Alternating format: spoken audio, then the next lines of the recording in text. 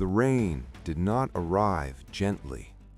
For 3 straight days it fell without pause, heavy, relentless, churning narrow streams into roaring rivers and solid ground into something that could no longer be trusted. Trees that had stood for generations were torn loose, nests vanished, burrows collapsed. The forest absorbed the violence the way it always does, without complaint. Then, just before dawn on the 4th day, the rain stopped. The water began to pull back, dragging broken things with it. Mud slid into low ground. Branches clung to roots. What remained was silence, not peace. Silence that felt unsettled, as if the forest itself was holding its breath. A single shaft of golden light slipped through the canopy and touched the forest floor. There are moments in nature that refuse explanation.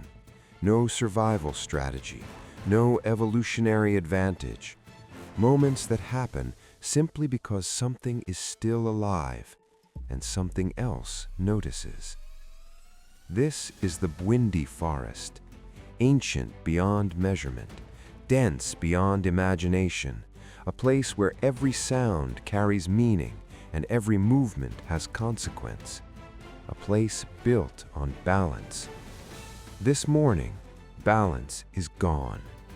The river burst its banks overnight. The ground is scarred with debris.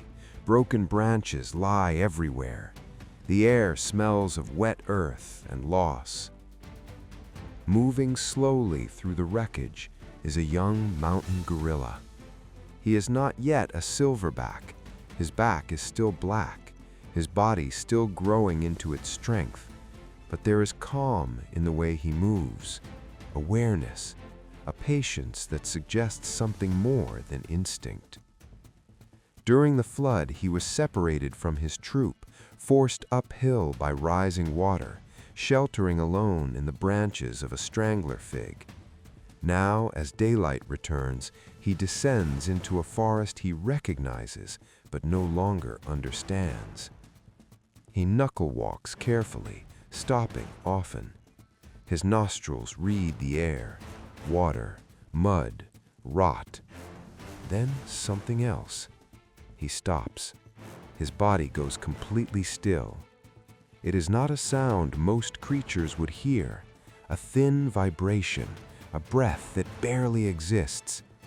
He turns toward a massive fallen tree lying across the forest floor, its roots ripped from the ground, its trunk pinning the earth beneath it. He approaches slowly.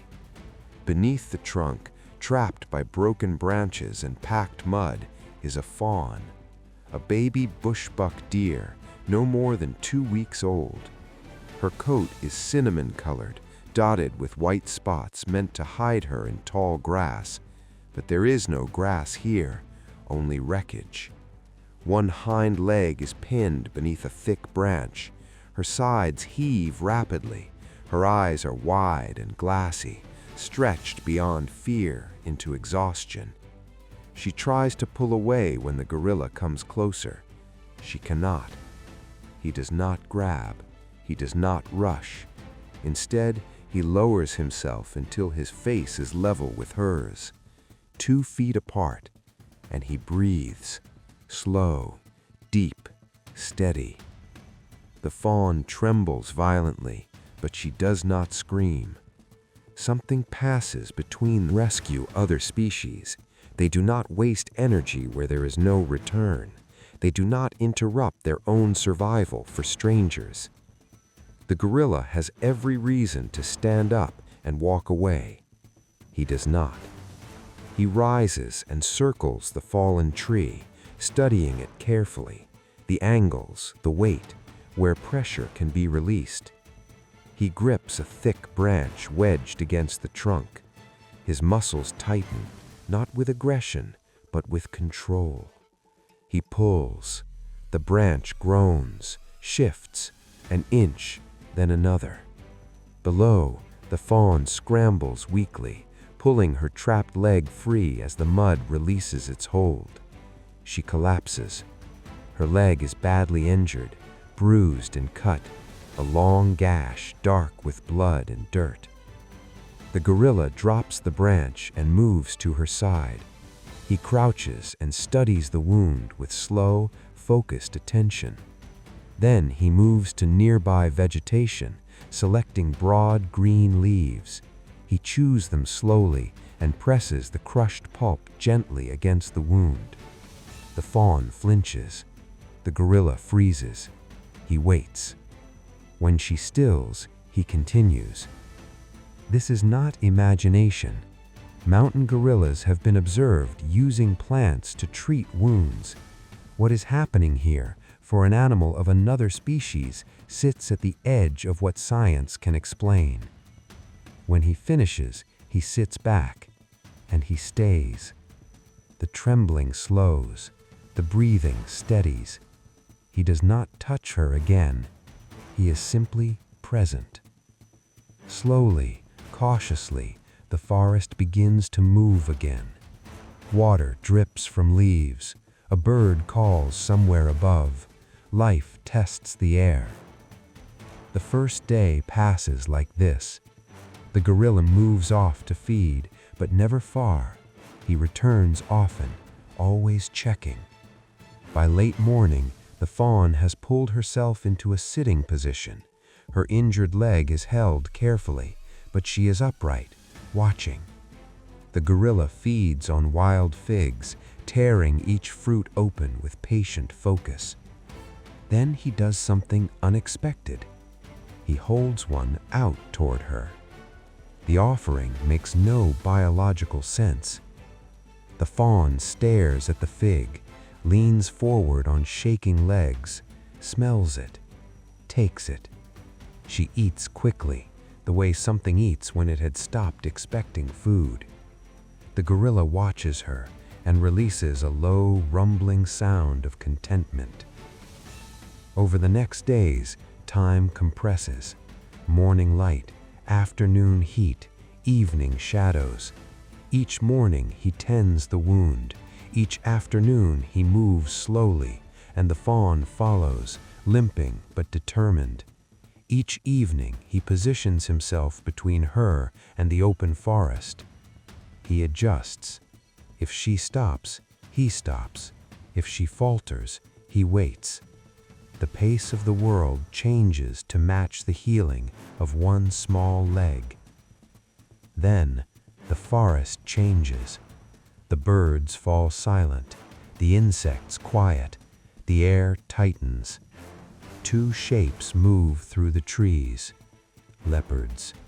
A mother and her nearly grown cub hunting the post-flood forest where weakness has become visible.